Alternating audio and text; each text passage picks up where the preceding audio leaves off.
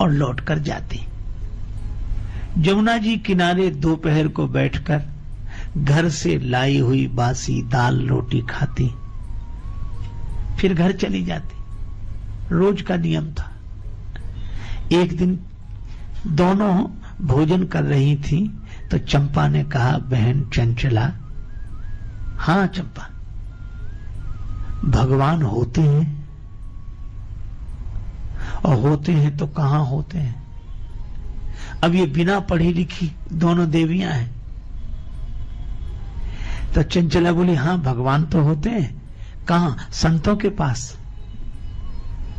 उन्हीं की कृपा से दर्शन होता है। तो भगवान कैसे होते हैं? वही जिनकी संत पूजा करते हैं, आरती करते हैं, प्रणाम करते हैं, अगरबत्ती लगाते हैं, हाथ जोड़ते, वही होते हैं। अच्छा, तो कभी संत कृपा करें तो भगवान का दर्शन हो। दोनों भाव विह्वल हो गई, आंखों में आंसू आ गए। भगवान की लीला, जमुना जी का किनारा, ब्रज क्षेत्र। एक महात्मा उधर से आए और जो संत को देखा तो चंपा बोली, आज संत तो मिल गए। चंचला बोली, तो कोई भगवान का दर्शन कराने थोड़े ही आए। चलो आज संत मिले हैं, किसी दिन भगवंत मिलेंगे। पर संत तो दोपहरी का समय वहीं आए, अपना झोली रखा, सामान सब रख दिया, गमछा लपेटा, कमंडल में जल लिया, शौच को चले गए। चंपा ने कहा कि बहन, महात्मा की झोली तो यहीं रखी है, भगवान होंगे तो झोली में ही तो होंगे। जब तक संत आए तब तक हम लोग दर्शन कर लें। अगर महात्मा आ गए तो उन्हें कोई चिंता की बात नहीं, मैं देखती रहूंगी। चंपा चली गई, उधर खड़ी हो गई ताकि संत को दूर से आते हुए देखे तो संकेत कर दे। और चंचला ने महात्मा की झोली खोली। अब महात्मा की झोली में क्या मिले?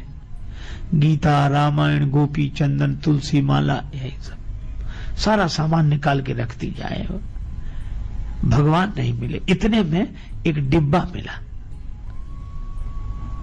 और डिब्बे का जो ढक्कन खोला तो डिब्बे के भीतर रेशमी रुमाल पर भगवान बैठे।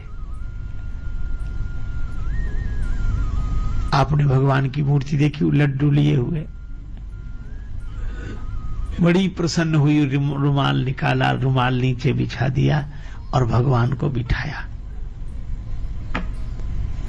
चंपा से कहा कि भगवान आ गए, दर्शन कर ले। वो भी लौट कर आई।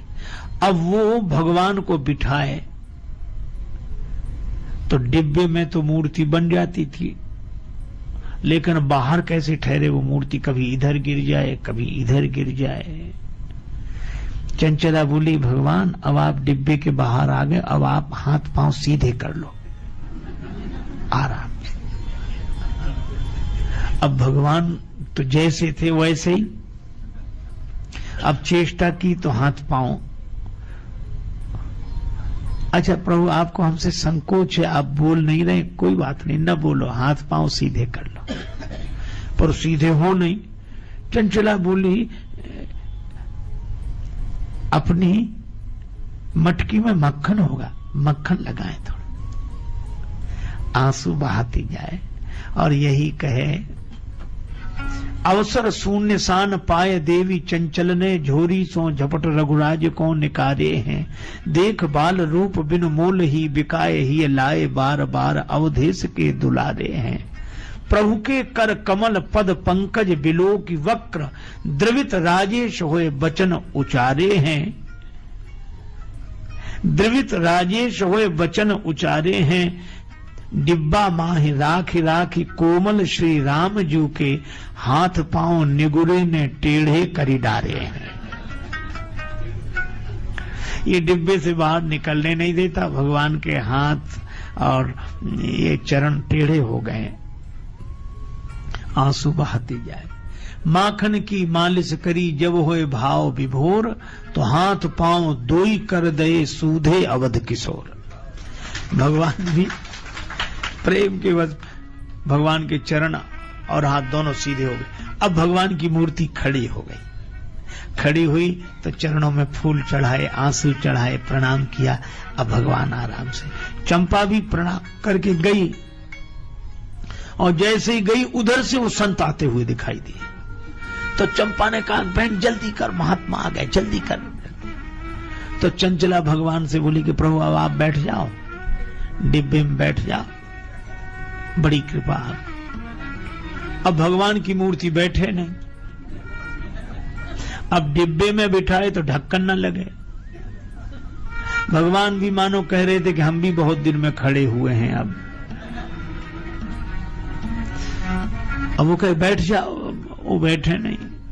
इतने में महात्मा आ गए। अब महात्मा मौन रहते थे जब तक स्नान न कर लें, तो क्रोध तो बहुत, लेकिन बोले कैसे। और देखा सामान सब बिखरा पड़ा, स्नान करके, और जो देखा भगवान खड़े, तो जैसे ही संत ने दंडवत किया तो